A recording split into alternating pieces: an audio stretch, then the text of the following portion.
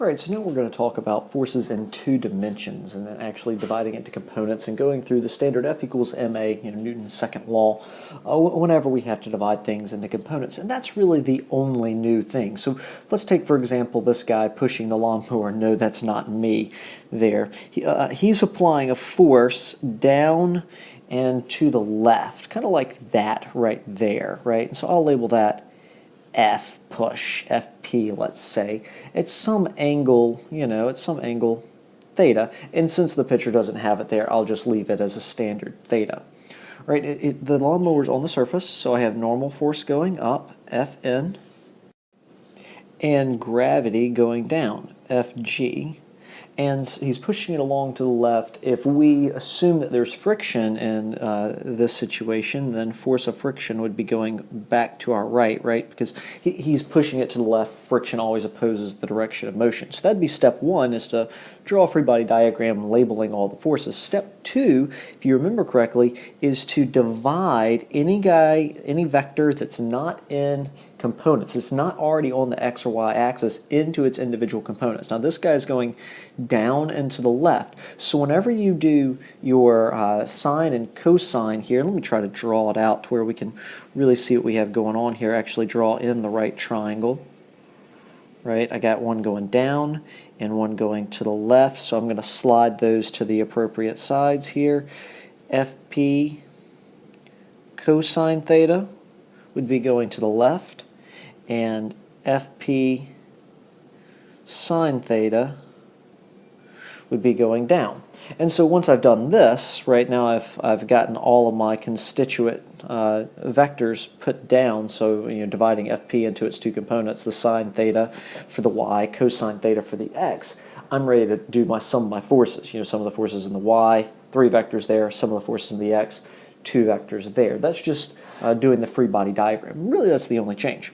Here's another scenario. I got a stoplight, 2 wires holding it up, and they actually tell me the angle, 72 degrees here. So if I'm kind of drawing everything out, I got T1, tension 1 going like this, tension 2 going like that, and then I've got gravity pulling down. It's not on a surface, so no normal force or anything else. Next step would be to divide these guys into components. I know in the x-axis I'd have T1, excuse me, not I, T1 cosine, and the angle is 72 degrees, right, going this way, and I'd have T2 cosine, 72 degrees. Now whenever we were adding vectors, I said whenever you're adding them up, please measure the angle relative to the positive x-axis. So in other words, we wouldn't want to use this 72 degrees, we'd want to use this angle right here. Now whenever we're dealing with vectors, we don't actually want to do that. We just want to measure to the x-axis wherever that is.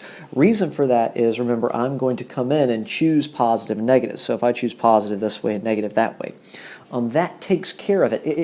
If I chose to use this angle right here, this answer would come out negative. So the angle would be taking care of the negative, and a negative, because I'm choosing to the left, is negative times a negative would make a positive, and it'd all mess up. And you'll see that in the problem that we're going to do on the next slide here. So just used to the x-axis. Now I got gravity going down, and I have 2 y components going up, right? And I'm not going to have these proportional here, but T1 sine 72 and T2 sine 72 going up. So I've got everybody into their components now, right? Which will allow me then to sum up the forces in the x and sum up the forces in the y here. And in this problem, I'd obviously, assuming the stoplight isn't going up or down, I should expect it to be an equilibrium problem, even though here in the y-axis I didn't show it as an equilibrium problem, unfortunately, in my free body diagram. All right, so let's work that stoplight problem there. So I'm going to have a 35 kilogram stoplight hung by 2 wires, both of which are at a 72 degree angle to the horizontal, meaning this right here, the horizontal is the x-axis, right? So 72 degrees to the horizontal. How much tension must the wire support? In other words, how strong of wires do I need to use to hang this 35 kilogram stoplight? A common question that an engineer would have, right? So I've got the force of gravity going down, the 2 tensions going up, right? I divide those into components. components. Compared to the last slide where we were doing the free body diagram, you'll notice that I dropped the T1 and T2 part. Since these wires are both at the exact same angle, 72 degrees, right, there's no difference in that, they will both be supporting the exact same weight, and you would see that whenever you did the math. But since I know they're at the same angle, I don't have to worry about that. On the other hand, if anything was different about these two wires, I mean anything at all, the number one thing that would be different is if one was at a steeper angle than the other. Then they would have to have different tensions in them, so you'd have to use T1 and T2. So I divided everybody into components. I chose my positives and my negatives, right? And now I've got some of the forces in the X and the Y, and I'm ready to actually just go ahead and start writing out. So in the Y-axis, or excuse me, let's do X-axis first. I got T cosine 72 positive minus T cosine 72 equals MA. And in the y-axis, I've got T sine 72 plus T sine 72, so 2 times that, right, minus force of gravity equals MA.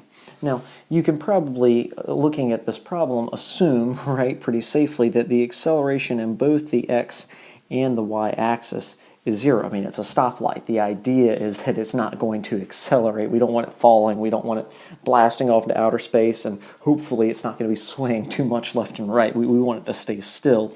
So that makes the entire right side of both equations equal to 0. Now look at this x equation here. T cosine 72 minus T cosine 72 equals 0. Well, duh. This isn't going to really do anything for me over here, right? Let's focus on the y-axis to be able to solve for my tensions, because this just says 0 equals 0, and then there's not much we're going to get from it. So let's focus on the y-axis here. I got 2T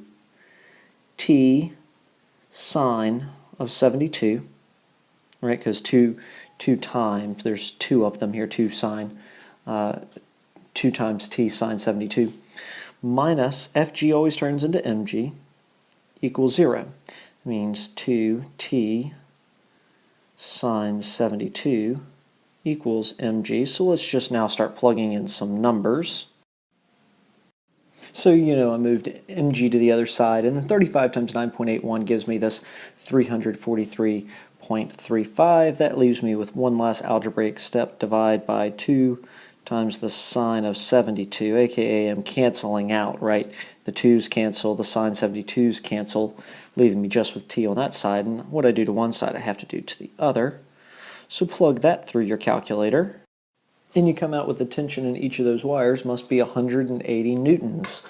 So 180 newtons, 2 sig figs, and that's for each wire, right? Because there was 2 of them, notice the 2 that we divided by on each side.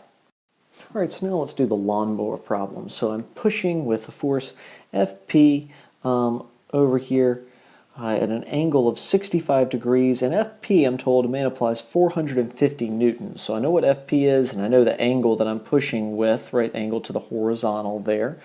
And I'm pushing at constant velocity. So right then and there, you can assume your accelerations in the x and y axis is going to be 0. Acceleration in the y, you're not going up or down, right?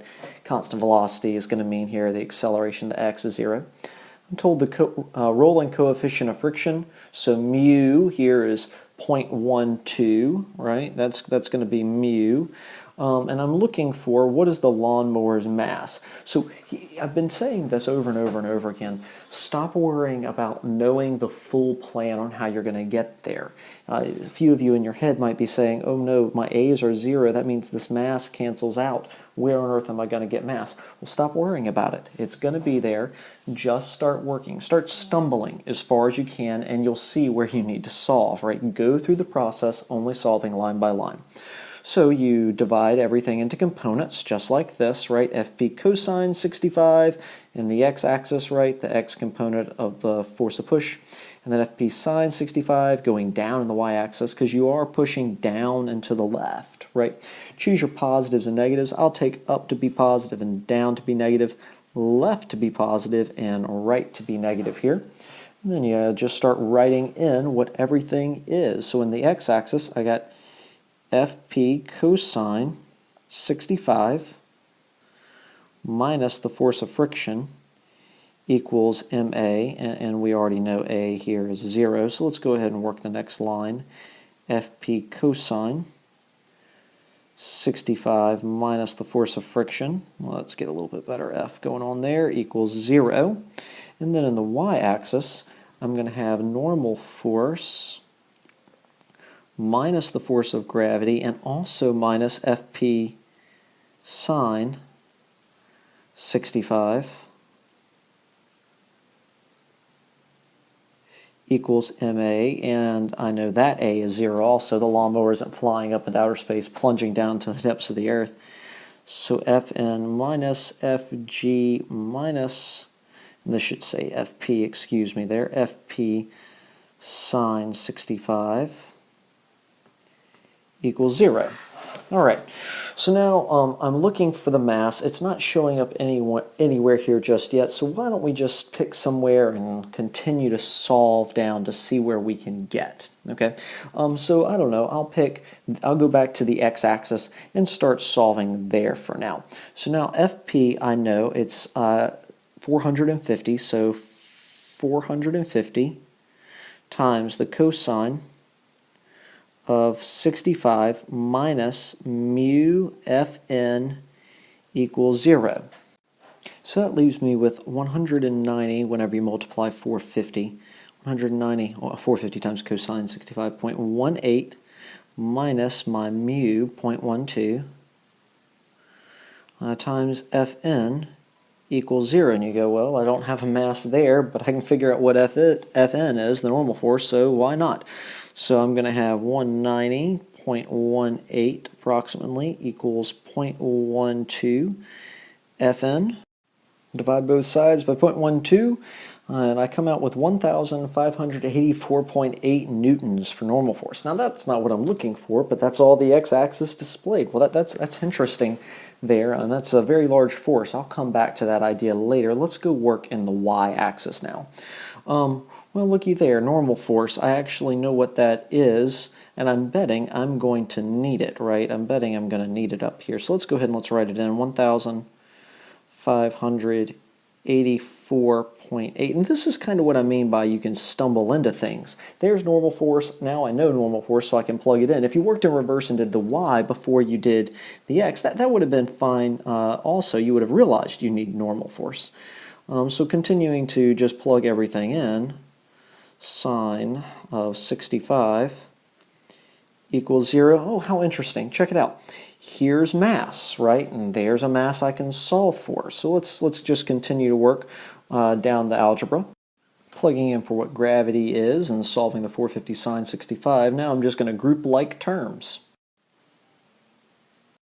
And once I group my like terms, subtracting the two terms without the m in it, and then moved it over to the other side, divide by 9.81, and I come out with a mass of, let's see, with two sig figs here, 120 kilograms. So not exactly fully reasonable, but I guess in the ballpark here to where it can be an acceptable answer. And whenever we look back through my math, I can be confident I did it right here. So this is quite a large lawnmower that you probably wouldn't be pushing. This would need a little bit of help, like self-propelled, or this would be more like a massive riding lawnmower, I guess, with it being this large. So now, let me point a few things out here from this problem. Notice that whenever I was working through in the y-axis, right, I had two going down, and so both of them got minus signs because they were both going in the minus direction. Be careful with that. Another thought for you here. Since you were pushing down and to the left, right, your part of your force of push was going downwards. In fact, down at a 65-degree angle meant whenever you do the sine of 65, it actually came up to be around 0.9. So you got a large force going downwards, which is what causes, I mean, think about it, normal force has to grow to equal out gravity and the force that you're pushing down. Well, if force of friction is mu times normal force, Making normal force grow by pushing down at a steep angle just doesn't make much sense when pushing a lawnmower along the way, which is why if you've ever cut grass with a pushing lawnmower, you know this. Whenever the going gets tough or you're going to have to really lay into it and push, you don't continue to bear down normally. Instead, you lower your shoulders and you get down level to try to push completely horizontal. What you're doing there is not only are you applying all of your force in the x-axis, but you're also reducing friction at the exact same time by making normal force shrink. Since you're not pushing down, it doesn't have to be as great. All right, so there's these two problems, and we will continue working these type of problems in class.